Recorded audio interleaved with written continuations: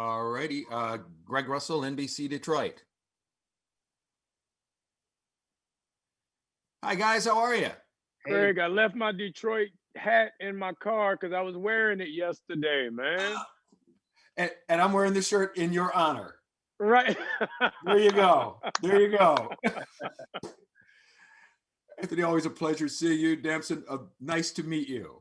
Lovely to meet you. I have a weird relationship with Detroit, man. When I went there, I stayed in this hotel. At the bottom, there was a casino. And let's just say I didn't sleep that night. So it's a weird relationship. But you were at Motor City. He was at Motor City. All right. Yeah. I just say, yep, that's what happens. It's like, I can stay up for a little bit longer. But it enjoyed this movie last night. You know, so much action. And Anthony, I dare say, if somebody were to talk about your character and say he was a lean, mean fighting machine, they'd get it all right. Thanks a lot, man. Appreciate it.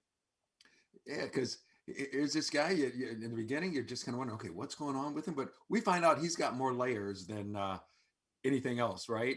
Well, that was the most important thing. Is like when you think cyborg, when you think robot, you think mechanical and by the book rudimentary. But this character, what we wanted to build in was the fact that he did have humanity. He did have feelings. He did have an understanding of the world around him. He wasn't just a circuit board. He was actually a living, breathing thing that just happened to be a robot.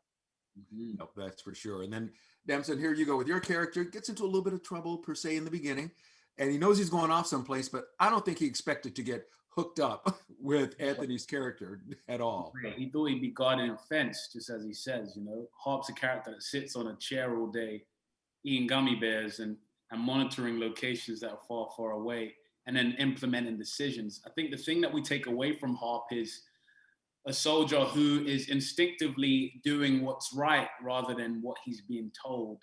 And that's the through line of the movie, in my opinion. When he's thrust on the front lines and sent to go locate that doomsday device with Mackie, he's 10 steps ahead. And that's the interesting thing about the movie for me, is Harp is we see the movie through his eyes, and as an audience member, almost his actions is what you do if you were put in that position too.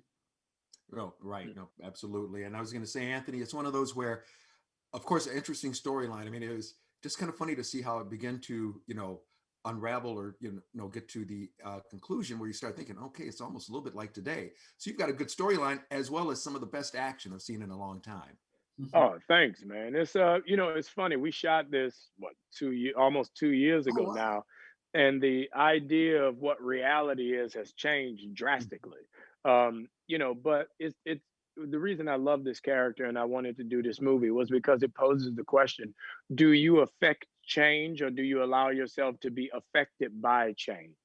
And especially as a Black man in America today, what is our prowess? What is our motive every day when we leave the house? Are we going out to make that change, or are we waiting to see what has changed so we can be affected by it?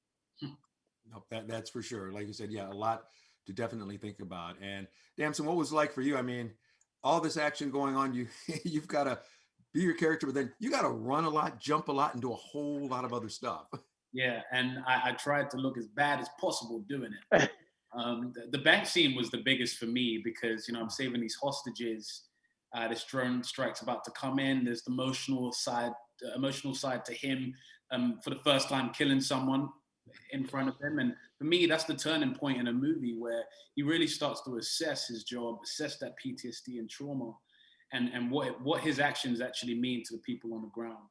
But aside from that, just being in an action film, coming from the type of work I've done before, and just being a sponge to the marvelous Anthony Mackie was the greatest blessing ever. There you go. There you go. Well, great seeing you guys together. And can't wait for you to both come back to Detroit, and we'll take you out and we'll get you some Coney Island hot dogs. I know you both. Oh, man, I'm definitely not going back to Coney Island. Didn't agree with you, or you had too many? Oh, my God. For 2 days, it killed me. I'm definitely not going back to Coney Island. I'll be there. I've never had one before, so I'll be there. Yeah, okay. You go. I'll take you, and Anthony will take you to another restaurant. That'll be good. Guys, it is. Thanks so much. Thanks a lot, Greg. You got it. Great seeing you, Anthony Damson. A pleasure meeting you. Take care. Be safe.